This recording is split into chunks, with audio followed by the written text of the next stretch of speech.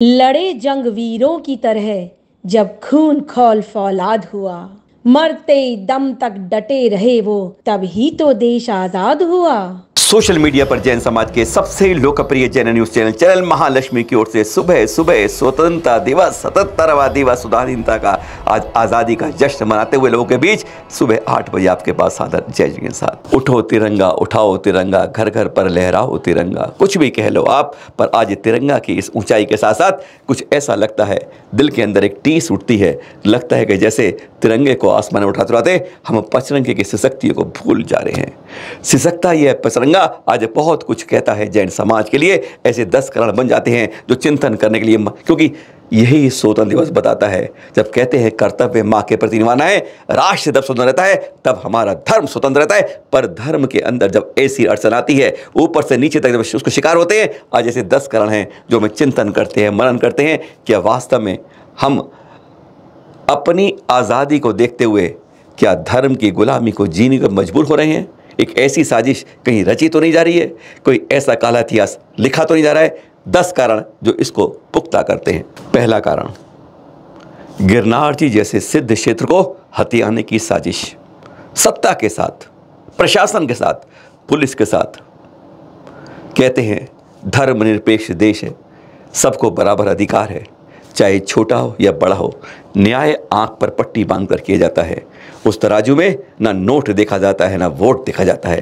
पर ऐसा क्यों हो रहा है कि गिरनार जैनों से छीनने की, एक हड़पने की कोशिश हो रही। दूसरी बात, आज़ाद भारत के इतिहास में एक जैन संत की इतनी क्रूरतम नृशंस हत्या हो जाती है कि राजनीतिक गलियारों से आवाज की चू नहीं आती है, मीडिया चुप रहता है। ऐसी क्या साजिश जैन समाज के साथ होती है?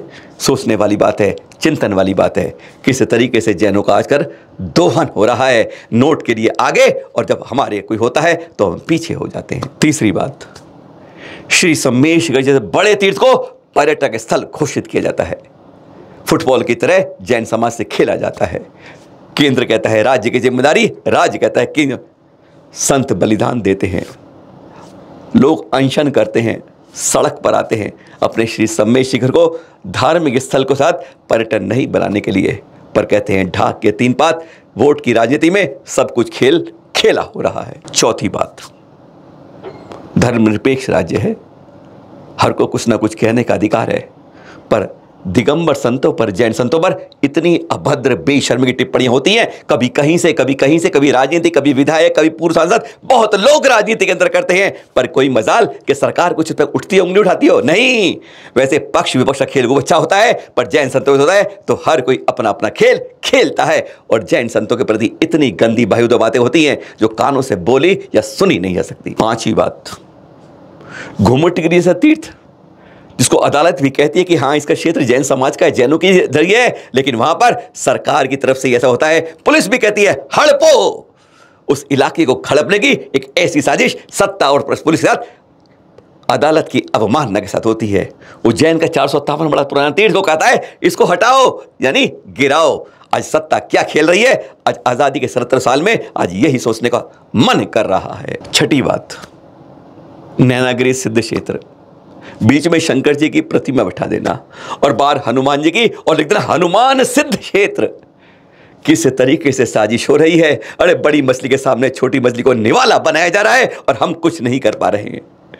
कायर हो गए हैं या डरपोक आज़ादी के 77 दिन पर यह सोचने को मजबूर हो रहे हैं, और हम कहते हैं कि हम खुशी में तिरंगा फहराएं और पचरंगे को सिसकता रह जाए। 7वीं बात, वासु पूज्य स्वामी की मोक्ष स्थली मंदारगिरी चंपापुर के अंदर, जो अब 5-2 साल पहले गए होंगे ना, किसी तरीके से पहाड़ को सरक के छोटा करके जैनों के लिए छोटी सी जगह रह दी है। पूरी तरीके से हड़पा जा रहा है और लगता नहीं कि 2-4 साल बाद हम इसको कह पाएंगे कि जैनों का भी कोई ये मोक्ष स्थली, तीर्थ क्षेत्र, सिद्ध क्षेत्र रहा है।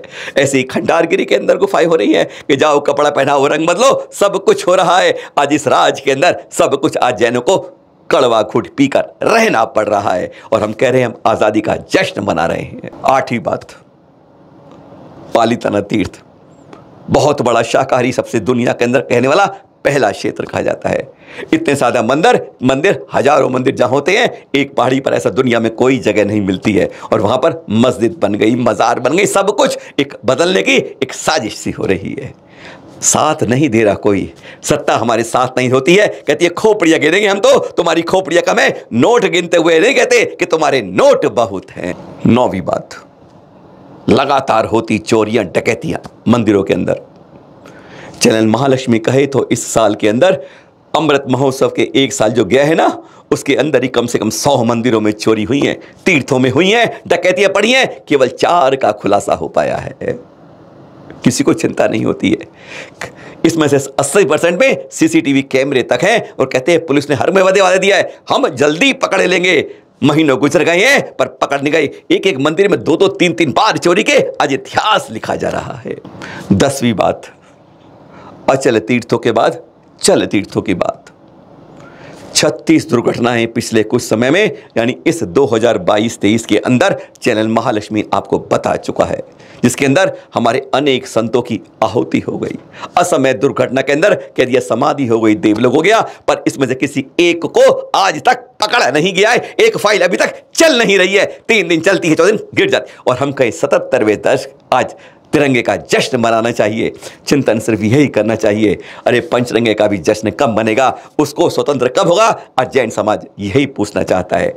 आपको बुरा लग रहा होगा, पर आप इस 77वें स्वतंत्र दिवस की बहुत बहुत शुभकामनाएं। पर दिल के अंदर चुभता है तो कहते हैं टीस तो दिल से ही निकलती है। आप सभी को सादर जय जिनेन्द्र। अनेकता में एकता इस देश की शान है, इसलिए तो मेरा भारत महान है। जो देश के लिए शहीद हुए, उनके खून से जिस जमीन को सींचा, उन बहादुरों को मेरा सलाम है, सलाम है। जय हिंद, जय भारत।